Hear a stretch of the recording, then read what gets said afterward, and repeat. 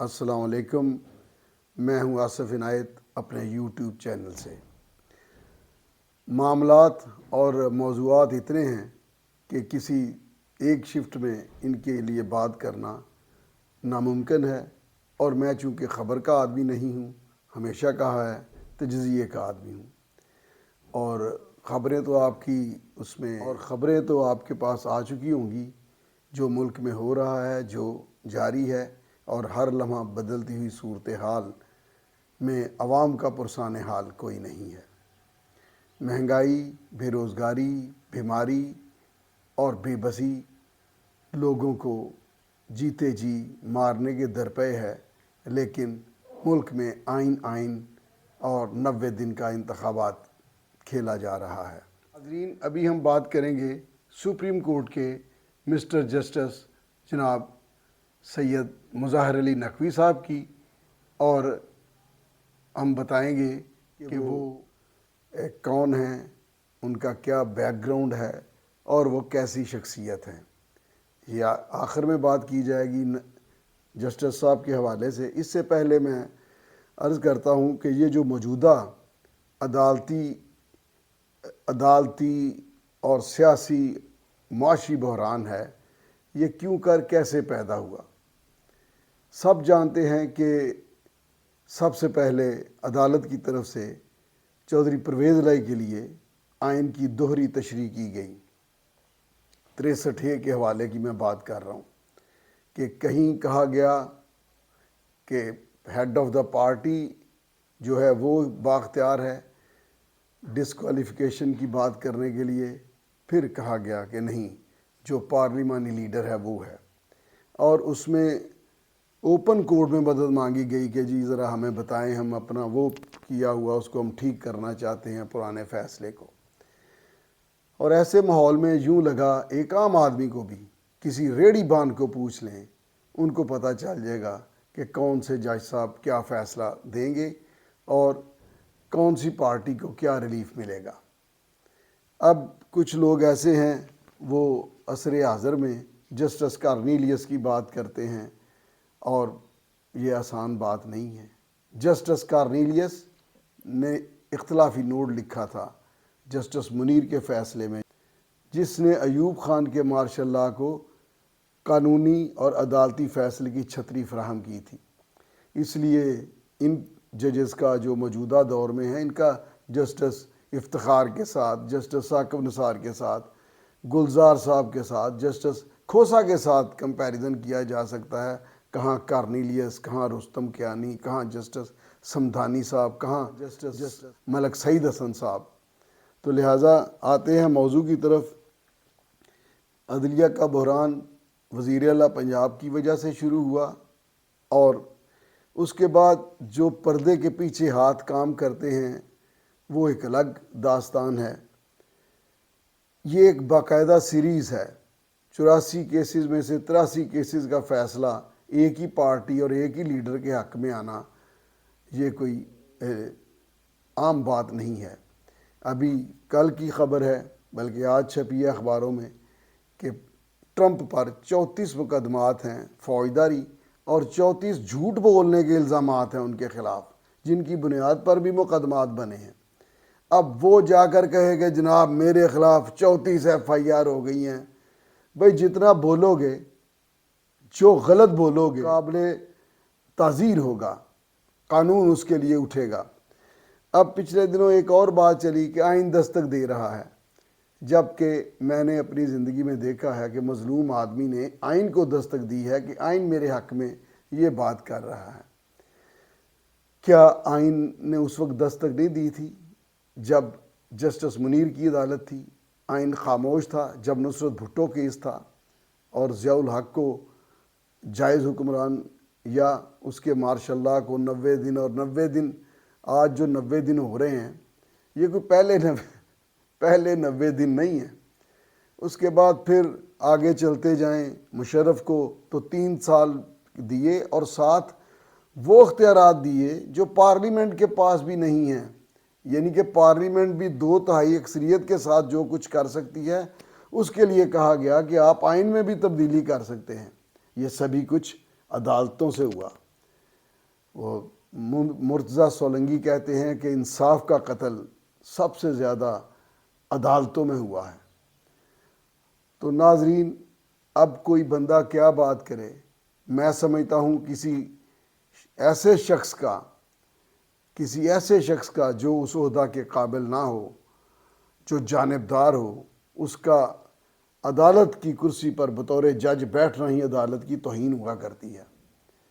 اور دیکھتے ہیں پارلیمنٹ نے ایک قانون پاس کیا ہے جس میں سمجھتا ہوں کہ اگر 100 بچوں کے قاتل کو بھی، اگر جاسوسی کے مجرموں کو بھی، اگر ملک دشمنوں کو بھی پہلی اپیل کا بطور حق قانون میں اپیل دستیاب ہے بطور حق، تو پارلیمنٹ میں انہوں نے کہہ دیا کہ اگر 100 موٹو لیا جائے گا تو وہ کیسے لیا جائے گا۔ اور حیرت کی بات ہے کہ 100 موٹو کا اس سے پہلے کوئی ضابطہ بھی نہیں تھا، رول بھی نہیں تھا، جس کی طرف جناب جسٹس فائز عیسیٰ صاحب نے نشاندہی کی ہے۔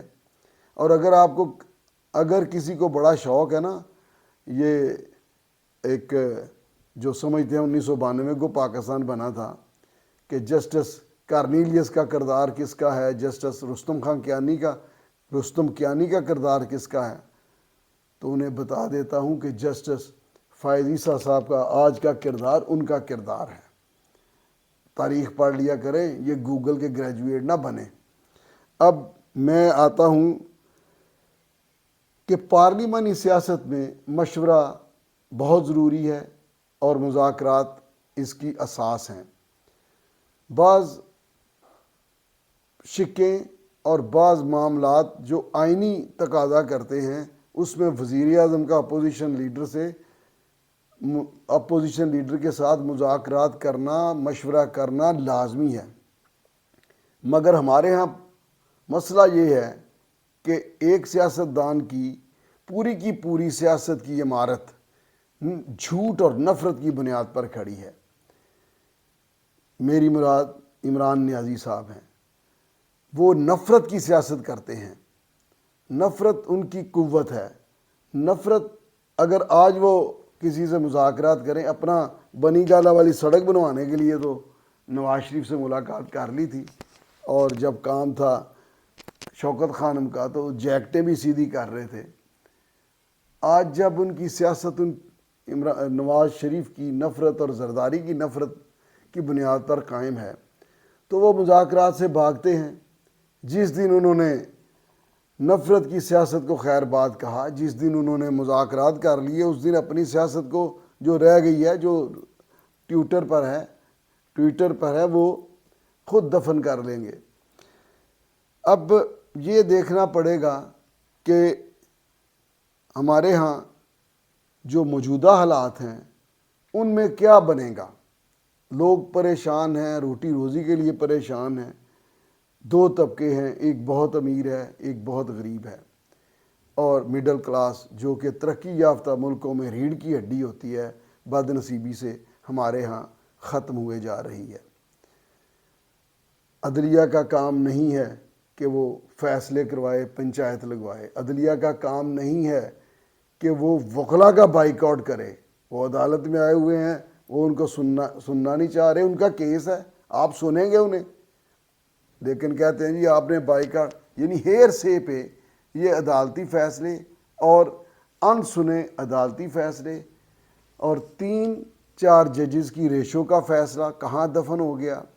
اور نوٹیفیکیشن جو جسٹس فائز عیسیٰ صاحب کا تھا اس کو رکھا گیا، اس کے لیے ججز کا 6 بینچ قومی ایشو پر بینچ نہیں بنا، لارجر بینچ نہیں بنا، جبکہ ایک سرکاری افسر پر جو کہ وہ تھا سپریم کورٹ کا رجسٹرار تھا، اس کے لیے 6 رکنی بینچ، جسٹس فائز عیسیٰ صاحب کے نوٹیفیکیشن کو ختم کرنے کے لیے 6 رکنی بینچ۔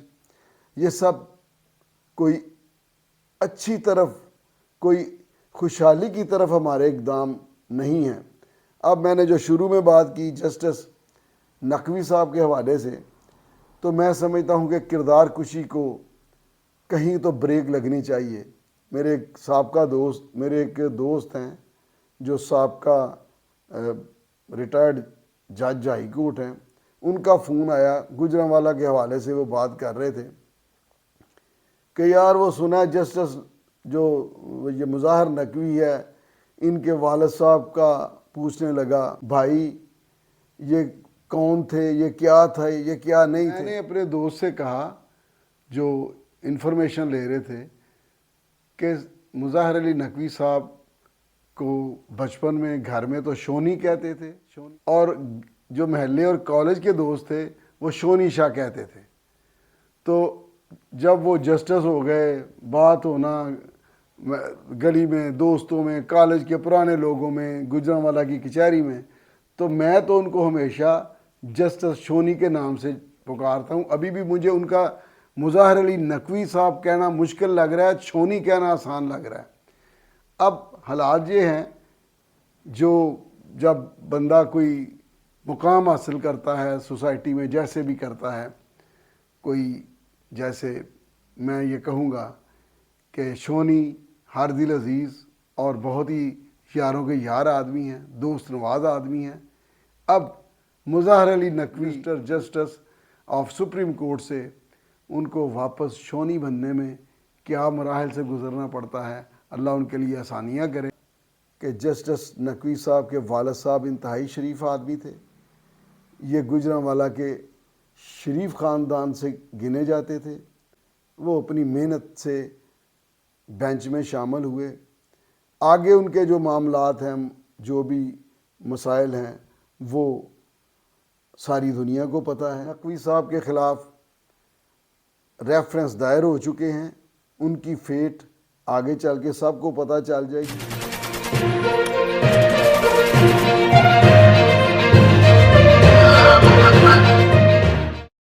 اور میں عمران خان کو یہ درخواست کروں گا کہ انہوں نے یہ ٹرینڈ دیا، انہوں نے معاشرت کی اساس کو برباد کیا۔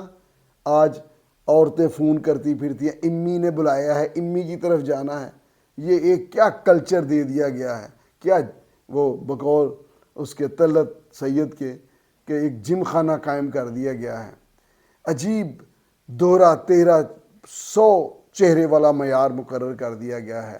جب تک ہم واپس نہیں آتے، جب تک یہ عدالتیں ایک عام آدمی کے لیے ایسا فیصلہ نہیں کرتی جیسا فیصلہ یہ عمران خان کے لیے بےتابی کے ساتھ انتظار کر کے کر رہے تھے، تب تک بہتری نہیں آئے گی۔